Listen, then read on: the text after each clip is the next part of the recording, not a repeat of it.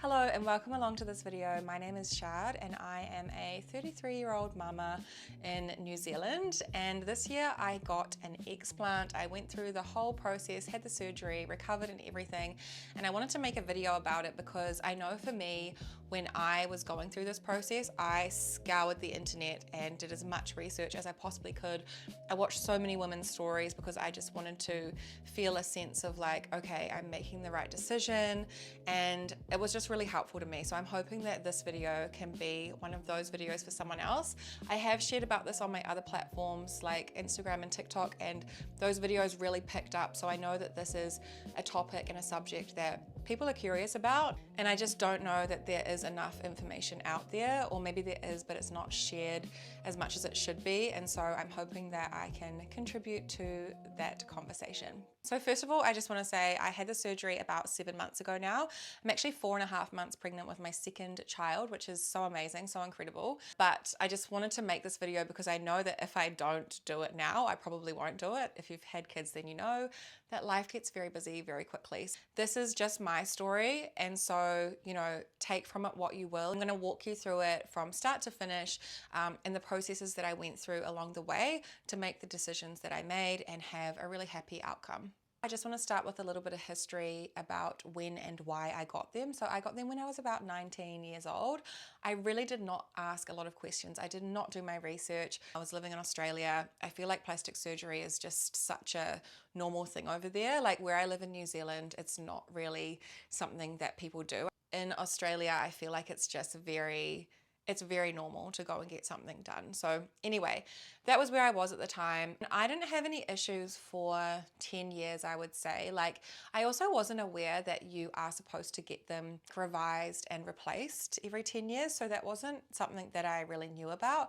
I just was excited to have them, I suppose, and I didn't really ask many questions about it. I didn't really care. I was healthy, I was young, like whatever. For me personally, when things started to go downhill rapidly was after I had my first son. So I got pregnant with him at 29 and gave birth at age 30.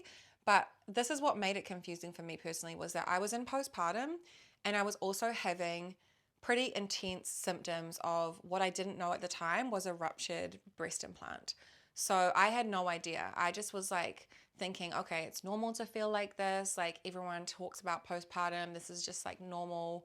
These are normal feelings that I'm having. It's okay. Just ride the wave. You'll get through it. You lose your hair postpartum, but I was losing my hair. I was having like crazy gut inflammation. Like I started going on all these like low anti-inflammatory like FODMAP diets and stuff like that. Like I was just like, oh wow, like I'm not able to eat. Just being able to like eat felt really stressful to me. So that was sort of the first thing. And I also had intense acne, but again, I was like, oh, it's postpartum. I was having migraines, but I also was like severely underslept because I was, you know, with a little baby all night. And I don't know, it was very confusing if I'm being honest, because on one hand, people tell you that this is just what it's like, and on another hand, I was like, I feel like something's like wrong, but I can't figure out what it is. And maybe this is just who I am now. Like maybe this is just the season that I'm in and I just need to embrace it, you know? Around when my son was about 9 months old, I started getting a really firm left breast. And I thought that it was mastitis. People had told me about engorged breasts from breastfeeding, and I was like, oh, okay, I need to go to the doctor and like get this sorted out because I've heard that it can get bad quite quickly. So I went to the doctor. She was like, do you have breast implants? This is not mastitis. And I was like, yeah, I do. And she goes, it feels like what you've got is a capsular contracture. Now, a capsular contracture, if you've had one or if you're experiencing that now, it's when it hardens. So your scar tissue, imagine that as like a breast implant, and then this is your scar tissue. Normally, if it's healthy, it's like soft and just mobile, and it will move with like your body and the implant. If something has occurred, like a rupture, or sometimes a capsular contracture can just happen, it will start to create a thicker layer of scar tissue and it will become firm. And it can be quite uncomfortable. So for me, it was quite uncomfortable. I wasn't really able to feed on that side. I mostly fed my son on the other side. And like looking back, I'm like, oh, thank God, my body was actually just protecting me. But at the time, I was like, oh, I'm not able to feed on this side. It's like rock solid, what's going on? And it was really painful, like really, really painful. So anyway, I'm still experiencing these migraines, having this rock solid sort of breast that is not lactating as well as the other side, and really just not feeling myself. And she was like, you know, I'm going to send you for an ultrasound to make sure that there's no ruptures or anything like that. And I was like, okay, cool. She sends me for one. It takes about 2 months. Like, it honestly took so long. I don't know why. And I think this is probably where the ball got dropped, maybe just a little bit. I don't know by who, me, them, the doctors, I don't know, but this is probably where the slippery slope really started. It took a while to get the ultrasound happening, and I sort of had to follow up and make phone calls because nobody was calling me. So I was calling out to the ultrasound clinic, hey, can I come and book this in? X, Y, and Z would book it in, and then it would be handed off to a specialist, and then that specialist didn't deal with that, or, you know, it was just like a lot of like back and forward. Hey, me following up, is someone, you know, onto this? Like, I'm really uncomfortable. I really would love to get this sorted out. La, la, la. And it was, oh, we're putting it through to X, Y, and Z because we don't have that department. You know, it was just like a lot of not my problem kind of situation. But that was frustrating, but I didn't realize that it was as bad as it was, if that makes sense. And finally, I get sent to a surgeon, and my surgeon, he is a lovely guy. He did an amazing job. He goes, okay, this is a capsular contracture. They need to come out. It's your option to get them replaced or to just take them out. We could do a lift. Like, what do you want to do? And I said to him, well, I want to have more kids. I want to breastfeed if I can, ideally. I think I just actually want to take them out. And this is a decision as well that's so personal. Like, I am at a point in my life now where when I got them done, I was like, 19 years old. My life was very different. I was very much so obsessed with, not even obsessed, it just was a natural or a subconscious way of being where it was about how I looked. You know, everything was about how everything looked. And that was just the life that I lived at that time. Like, when I was 21, I went and did a yoga teacher training. I think I've shared about this in another video, but, you know, I had a really deep spiritual awakening, and I sort of started to strip back the layers of like what I was presenting versus who I am on the inside. And it was this big decade-long healing journey. And if I'm being honest, the implants felt like, you know, the last physical thing that needed to be purged and let go from my system for me to really step into who I know I'm here to be. It just made sense for me to say, no, my values are health, authenticity, integrity, and especially if I'm working as a yoga teacher and preaching self-love, I need to love myself. I need to actually be invested in my own healing journey. And, you know, you can think that you've done a decade of yoga and journaling and this, that, and the other thing, but at the end of the day, we've still got our own stuff to work on. And I feel like for me, this was just one of those things that I needed to go and sit with. And so I said, I just want them out. He said to me, you know, it might look a little bit like, I'm not sure if we're not going to do a lift. I can't guarantee that they're going to look good, or, you know, good, quote unquote good. And I said, I don't care. I just want to prioritize like health and just, you know, I just want these out. I just know that I need to get them taken out. I knew that I needed them taken out. He said, okay, well, you're still breastfeeding. So because you're still breastfeeding, you're probably going to need to wean first, maybe, because it's going to be milk. And then depending on the surgery that we do, how invasive it is, having milk moving through everything can also make you more at risk of infection. And it just starts to get, you know, you can think about that. It's a bit like, oh. So I was like, okay. So then I was also sort of pushed to wean my son, which I know for some people is not a big deal. But for me, by now, he was 18 months old. So I had weaned him at 18 months. I had been walking around with a ruptured breast implant for like 6 months by this point, maybe longer than that. I was pretty unwell as well. And, you know, I was sad to wean him because I wasn't really ready, but I also knew that I needed this surgery and I needed to be healthy to be the best mum and person that I can be. So weaned him. And in that time is when I started finding groups and stuff online and kind of diving deeper into my own research, because my surgeon's initial advice was not to remove the capsule. He said they only remove the capsule if it looks like unhealthy. He said, probably will remove this one because it might have a rupture, whereas this one, it feels like it could be okay. And I was sort of like, well, if you're going to remove one, would you not remove both? Like, that's just how I think. I started going into this rabbit hole of like, do you leave the capsule in? Do you leave the capsule out? And I started reading women's stories who left the capsule in. Their symptoms remained. because say silicone and heavy metals toxins had leaked into their bodies, and they would have to go back in 5-10 years and get the surgery anyway. I started reading stories of women who became very sick, very, very sick, and I just was like, no, because I already knew that my symptoms were starting to tick the boxes of what's at the start of that journey, and I was like, nah, I'm not even willing to risk it. So I went back and said, I want the capsules out. He said, it's a more invasive surgery, it's more expensive, you know, it's all the things you don't want to hear, it's a longer time to recover. It might be damaging towards breastfeeding on your next child, all the things. I said, I don't care, I just really want them taken out. Like, he was supportive. He was like, it's your body, it's up to you, so I will do what you ask, but I'm just letting you know, as a medical professional, it's not advised. And I said, that's fine, I just want them out. So yeah, 18 months. By this point, I think we got to April the following year. So April this year, I felt so nervous to have them removed, but I knew I wanted the capsules out. I knew in my heart that I was making a right decision, but I was really nervous because I had always had fake boobs from when I was like 19. So I was very used to seeing my body in a certain way, and it had already changed a lot just through having a baby that year, and then to kind of go and take something else that, you know, made me feel a certain way and remove them. But what I did was I did do a lot of mindset work. I did a lot of affirmations, and I did a lot of like really sitting with myself and just like cleansing my environment too. Like, I don't follow people that have heaps of work done anymore. I just like, not as a reflection of them, it's more as just to look after myself, because I knew that I was going to be in a vulnerable place after I got them done, and I didn't know if I was going to like how they looked or not. And so I just wanted to make sure that I was sort of protecting my own energy and my own awareness by not looking at and taking in sort of more like perfect bodies. That was kind of the process with that. And honestly, when I went and got them taken out, when I woke up, it was just like instant relief, because towards the end it was so bad. I was like not sleeping. I was in so much pain. Literally, it was a rock solid. My lymph nodes were all swollen. My eyes were yellow, like my hair was falling out. I had acne everywhere. I couldn't eat anything without swelling up through my tummy. I had migraines all the time. I just remember crying like a lot and feeling really just like I wanted to escape from my own body, but I couldn't.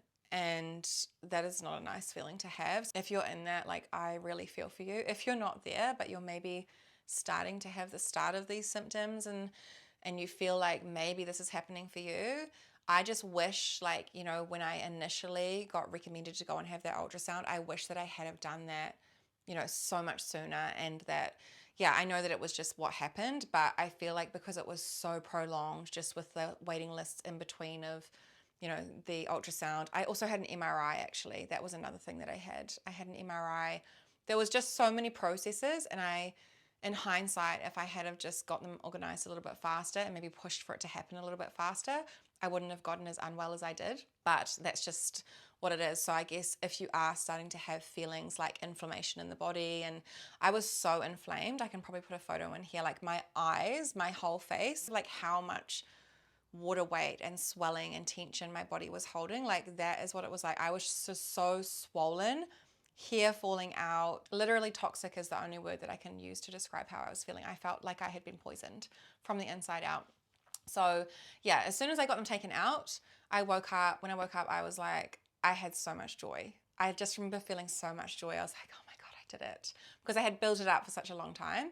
So yes, I've done it, had the capsules removed. I was terrified that they were going to look crazy, but at the same time, I was like, ugh, I don't actually even care at this point. I just don't even care, because I just want to be healthy with my family. Who cares? The recovery was like a bit rough. I think having a toddler and going through a major surgery, like no matter what the surgery is, you know, it's tough. I did everything I could. I meal prepped, you know, I did as much prep as I could, but that was probably the hardest part for me, was like trying to be a parent. And also I had like drains in. Like, I literally was like walking around with drains, like playing with my toddler up and down our hallway. Like, it was quite disgusting, but sometimes you just got to do what you've got to do. So I can laugh about it now, but at the time I was not laughing. Pain, honestly, I gave birth unmedicated, so yeah, nothing touches the sides on that, to be honest. Yeah, no, it really wasn't bad. Like, you can take drugs. I was just taking the drugs that they recommended me to take, and I stayed on them for like a week, maybe 2 weeks. I can't remember. I just did what they told me. Eventually you heal up and then it's fine. So the healing protocol. So if you are going through this or you've gone through it, I think just making sure that you do have like a detox protocol of sorts. You can literally go into like ChatGPT and say, you know, just get it to write you a healing protocol for after having an explant. You can find information. I listened to podcasts and doctors and this, that, the other thing. So I did a lot of hot and cold. So saunas really help you to detox. Obviously got it okayed from my surgeon and whatnot to go and do that. So I was going for saunas and ice baths pretty much every day from about a month after the surgery. Also taking like activated charcoal because that's a bond. So it will literally help to collect pretty much all the toxins and like move them out of your body. If you're going for saunas and doing a detox practice, you need to make sure that you're taking something that bonds like the toxins to get them out of you, because otherwise you're just circulating them back around your body. What else did I do? I did like a lot of walking. I did a lot of bone broths. I did a lot of high protein, nutrient dense, like slow cooked meals, just really nourishing, slow, soft. I'm very lucky that I was able to completely step back from working for like 2 or 3 months and just focus on my own healing. My partner was amazing. He's been amazing through the whole entire thing because it was not easy, especially that year prior, like me losing my spark. I honestly feel like I lost my spark. Like that's the best way that I can describe it. If you know me, you know that I'm a passionate person. I'm enthusiastic. I love sharing. I love creating, offer things and to kind of do a lot, you know, and I just wasn't doing a lot. I was in survival mode. I was barely making it through the day each day. And I was like just waiting for the light at the end of the tunnel, which was my explant surgery. So hopefully you're not feeling like that if you're watching this, but if you are, like that is how I was feeling. It was very bad, like very, very bad. And I really had to like meditate a lot and just be like, this is temporary, and like literally coach myself and guide myself that this is not going to last forever. And I know that it sounds so dramatic, but if you're in the thick of it, you'll understand what I mean. Like if you're going through this, if you're really going through it, you'll know how tough it is, because it's super isolating as well in a sense, because it's like not really a recognized issue. Like the amount of people, even doctors, that were like to me, oh, it's fine, even if it's ruptured, like it's contained, like no stress, you know. No. When I had it taken out, my surgeon was like, I have never seen a rupture that bad. Like, and he said that it was everywhere. He was like, it was not contained. Like, no wonder you were feeling how you were feeling. My surgeon, who had decades of experience, you know, and bless him, he did an amazing job. He was amazing to me. He gave me what I wanted. And actually, they look really good too. I've shared like videos on TikTok and stuff like that. But they look like I can't complain. And another thing I would say about that as well is like, beauty is in the eye of the beholder, and it's so easy, like at anything in life, to just pick at things and be like, this isn't perfect, or this isn't right, or this isn't good enough. Like we all have insecurities or flaws or things that we can look at and judge. But I just came to it afterwards, after having my explant. I just was like, I love everything about them. I love everything about them. Even if a part of me wanted to reject that, I just told myself, I love everything about them. I love everything. I even love the scars, because the scars remind me that I was brave enough to go and get them taken out. Like just really reframing the way that you think is so powerful. If you don't decide to accept yourself, which is what I really had to sit with this, is if you don't decide to accept yourself today, then when will you? Like, will you do it when you're 50? Will you do it when you're 60? Will you do it when you're 70? You can always find something wrong. You know, you can always find, and the thing is, I could have them taken out and then I could fixate on a sense of asymmetry. Oh, they're not symmetrical. I need to go and get them symmetrical. Or, oh, my scars are, you know, bigger than what I thought they were. Oh, I need to go and have those, you know, la, la, la. Like, it's just an endless rabbit hole that you can go down. And I think that simply just deciding that you're enough, that you're beautiful, that your body is beautiful, is such a powerful like declaration to make to yourself, because no one can take that away from you.